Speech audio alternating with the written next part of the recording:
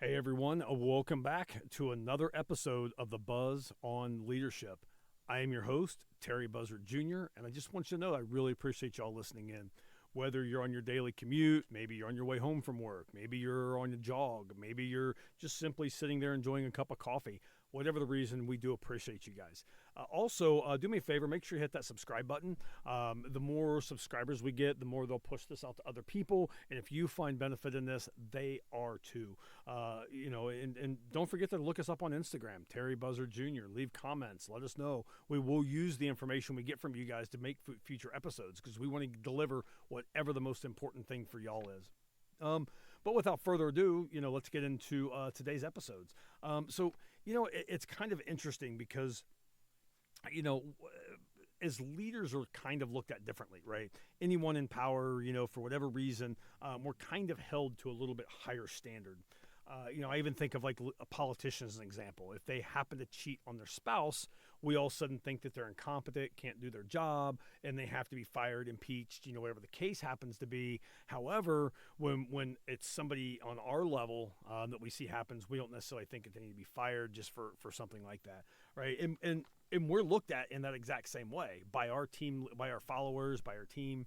We're held to that different standard. We have to act different. We have to think different. We have to be just a little bit different than what they are. The problem is all of us have problems to work through. A lot of times we get caught up in day-to-day activities and think of what we should be doing or the way things should be different in our lives, be it personal or work or whatever. You got to think, how many times have you been caught up in work that you let your chores at home slide because you seem to always be working, right? When you're at home, you think about work. When you're at work, you think about home. You're not necessarily where you're supposed to be, and it really causes unnecessary pressures that really inflict stress on us, right? As you know, or if you're as you know, as a leader, or if you're not a leader and you're looking to be a leader and listening to this, prepare yourself for that. Being a leader is lonely. It's very, very lonely.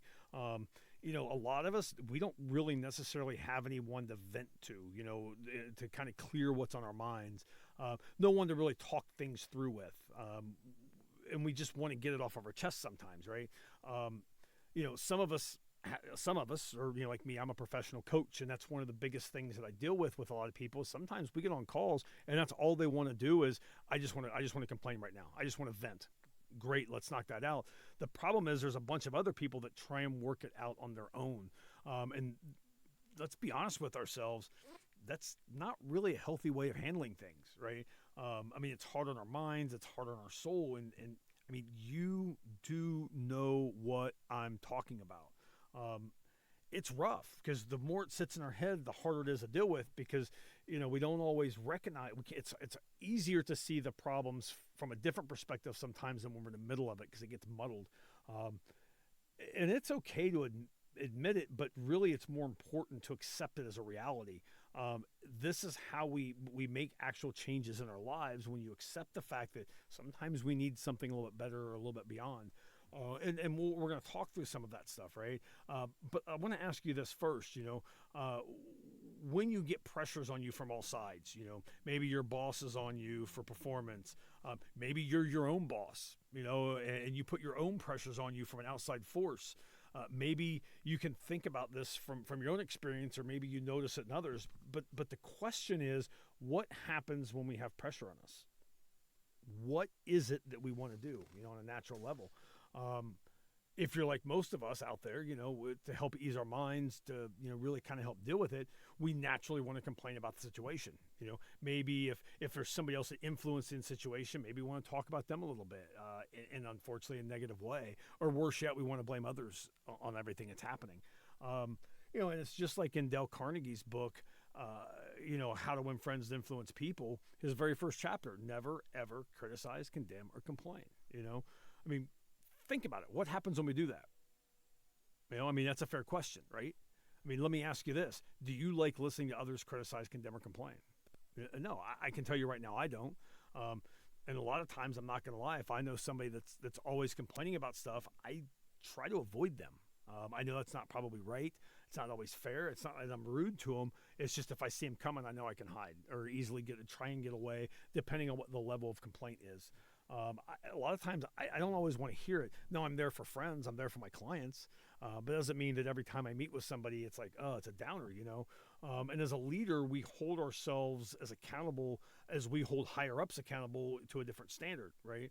And if you get frustrated and feel the need to complain, one of the biggest things that we really have to focus on is we got to make sure that when these struggles come in and these things happen, that we complain up, right? They call it like, you know, we call it, you throw up, you don't throw down, you know. Our people that are following us, they look at us like a shining star almost, you know, just like we look at anybody else. And when we bring our complaints, our work pressures, our home pressures to them, it's not that they necessarily lose accountability, but it's accountability or presence, but you know, they have their own problems too, right? And as leaders, we have to help them with their problems firsthand. And then we use other people that are above us or peers to us that helps with our daily struggles. Maybe you can look at somebody in a different department, just to get the stuff off of your chest, you know, which is important. Our people look at us like a shining star. Like I said, those who are aspiring leaders, if you're an aspiring leader out there, you know, you need to keep that sound off for a reason. We need to be the positive force that people need. Because again, we all have these problems, and it's just how we deal with it is really what makes that difference. I have a couple of coaches that I personally work with, and a lot of times it's just, and I use them for different things, so I can complain if I need to on different stuff. But it's frustrating, because again, as leaders, it's lonely. We don't have anybody to turn to. We don't have anybody to work with. But we have to be able to get that stuff off of our mind. So we need to find ways of doing that. And again, we don't want to complain, especially to our followers and the people on our team, because it's not their business. I mean, it really honestly isn't. Some of the work struggles that we as leaders have. Even if you're an aspiring leader, don't ever let anybody hear you complain about stuff if you can avoid it. It makes you look better. It makes you look more empowering. You never want to criticize somebody ever. At least unless it's 100% necessary, but a lot of times there's softer ways to go about that.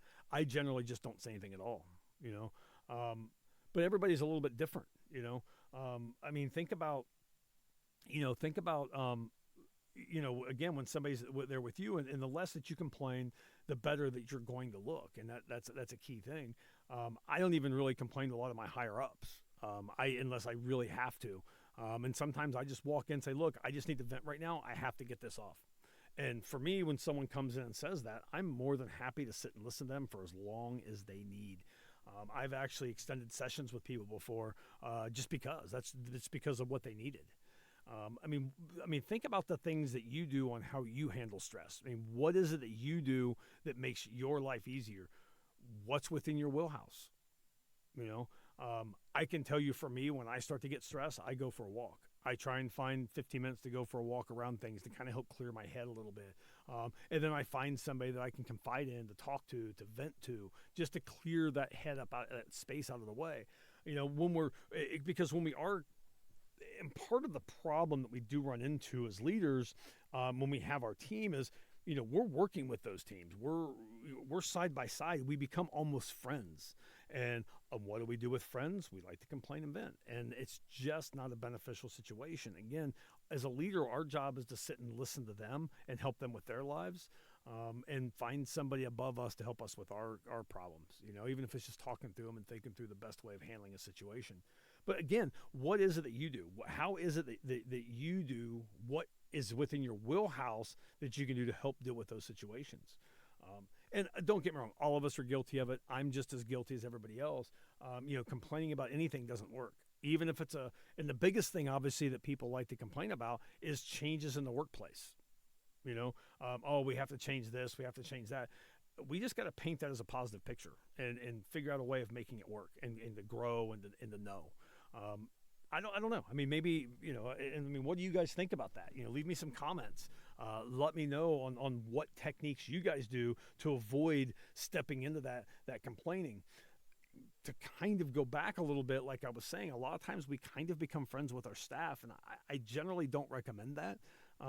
because work is work and business is business. And a lot of times when we become friends or we hire friends or whatever, and business isn't being done properly, sometimes we have to step in and make those business decisions on what's best for the organization. And when we do get too close and we are complaining and stuff, it creates headaches.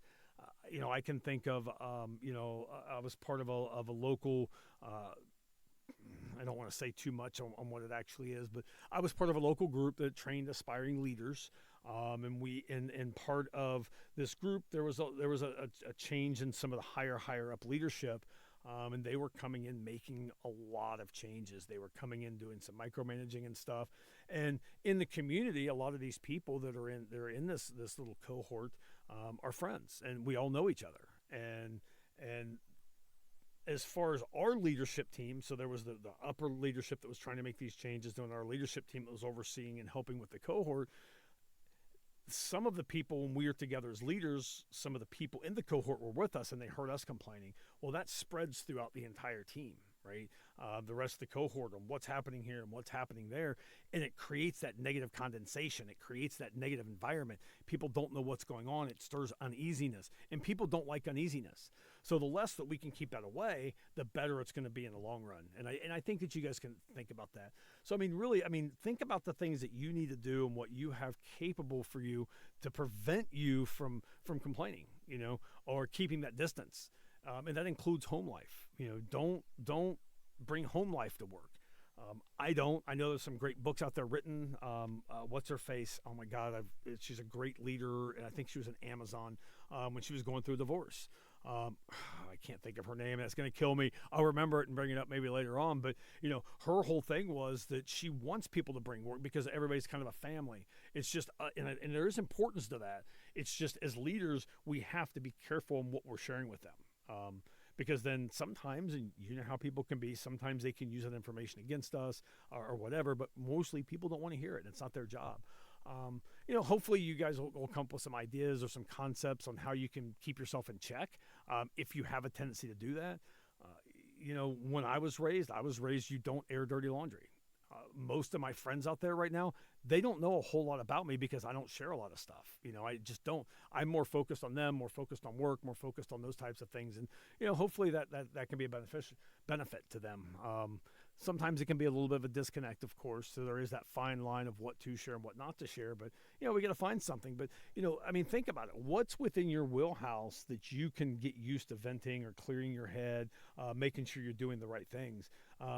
Again, leave some comments down below on whatever platform you're listening to. Look me up on again, on Instagram. Leave me some contents. Let me know what you thought about, Don't Criticize, Condemn, or Complain episode. Also, again, if you like this, if you find benefit in this, please do me a favor, hit that subscribe button, like it, share this with your friends, let them know that there's now somebody on their side that's going to slowly create and develop the skills in both, not just new leaders looking in to get into it, but also seasoned executives that have been doing it for a while that just simply need a refresher. And a lot of times, a lot of this stuff is just to know that everybody out there is really on the same page. Humans haven't changed in hundreds of thousands of years.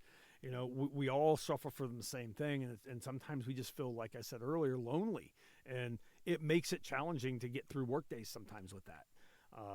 Because we don't think that people understand us or what it is, but other leaders do. It is just finding that one person that you can really confide in. I like to confide in people that's not tied in with the seams, so they can bring in from some different insight. They can ask those questions, dive deep. But anyway, without further ado, guys, we're going to sign off now. We're getting close to that timeline where I want to wrap things up. But do me a favor, again, like I said, don't forget to hit that subscribe button. Share it with your friends. Let them know what's going on. Leave those comments. We're going to be here. If there's something that you want discussed, if there's something that's in there, do me a favor. Shoot me an email. It's not going to be hard to find me. Shoot me a message. Do whatever that you need to do, and we'll try and get those on some future episodes. But if not, we're signing off for now. This is Terry Buzzard Jr., the Buzz on Leadership, signing off. And hey, do me a favor. Make sure you do what you can to improve somebody's day. A nice thing goes a long way. Thanks, guys. See y'all out there.